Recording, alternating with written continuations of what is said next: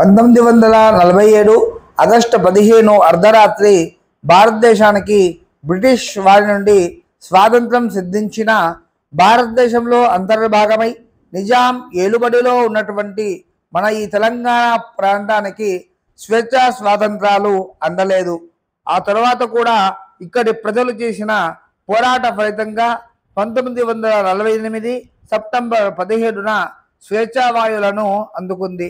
ఆ సమయంలో ఉవ్వెత్తున చేసిన పోరాటంలో తెలంగాణ అంతటా నిజాం ప్రభుత్వానికి, రజాకార్లకి, దొరలకి ఎదురొడ్డి నిలిచి మనందరికీ స్వేచ్ఛావాయువులను అందించారు ఆనాటి పోరాట యోధులు. అలాంటి వారిలో రఘునాథపల్లి మండలం నుండి పాల్గొన్న పోరాట యోధుల చిత్రాలని ఈ వీడియోలో అందించడం జరిగింది. వారు చూపినటువంటి లక్ష్యం వైపు అడుగులేస్తూ ఆదర్శంగా సాగుదాం. జై తెలంగాణ, జై భారత్.